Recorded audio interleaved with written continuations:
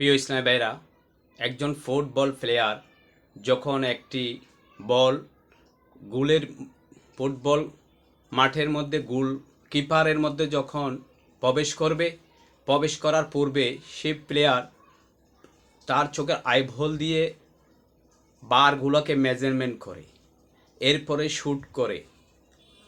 ঠিক তেমনভাবে আমরা কোনো একটা আমল করলে আমরা পবিত্র কোরআনে করিমের দিকে আমরা নজরক্রম করি।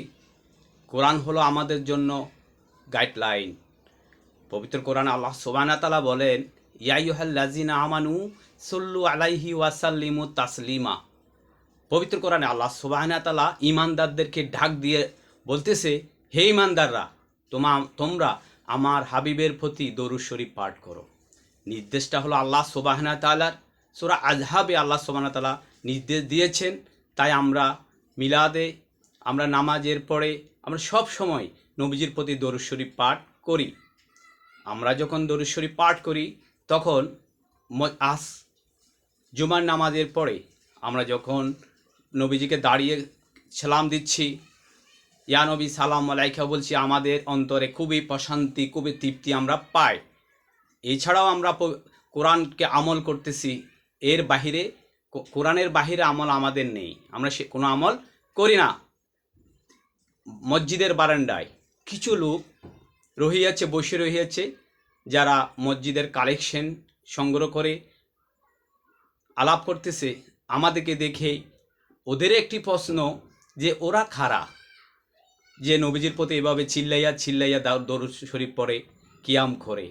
অনেক আলেমরা তো এই আমলটাকে বেদাহিত বলে। আমাদের প্রশ্ন ওদের উপর, ওরা পড়ে না কেন?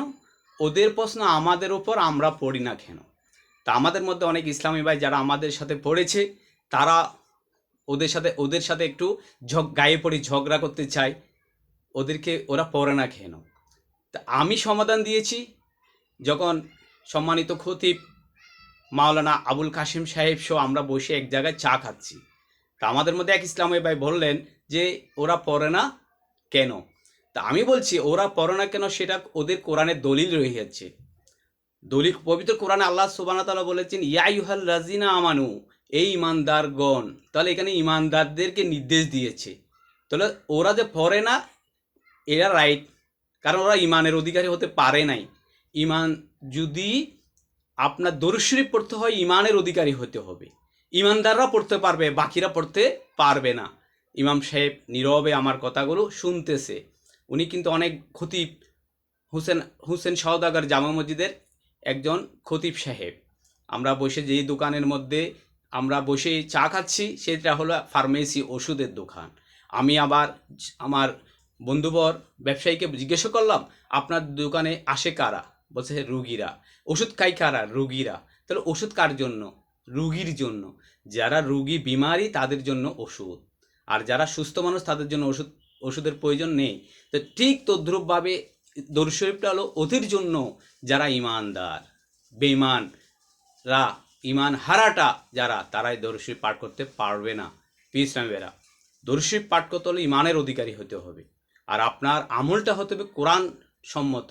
কোরআনে যেটা বলেছেন সেটা আমল করতে হবে। কোরআনের বাইরে কোনো আমল করা যাবে না। ইসলামেরা, কোনো বক্তার বক্তব্যকে আমরা প্রাধান্য দিব না। আল্লাহ সুবহানাহু ওয়া তাআলা যেটা নির্দেশ দিয়েছেন সেই নির্দেশটা আমরা পালন করব, তাহলে আমরা সফল হব ইনশাআল্লাহ। আমরা কোরআন মেনে চলি। প্রিয় ইসলামীরা, আপনারাও পবিত্র কোরআন মেনে চলেন। নবীজিকে দাঁড়িয়ে সালাম দিতে পারেন, বসে মহব্বত করে সালাম দিতে পারেন। যেভাবে হোক সালাম দেওয়াটা হলো আল্লাহ সুবহানাহু ওয়া তাআলার নির্দেশ। আমরা আল্লাহর নির্দেশ পালন করি।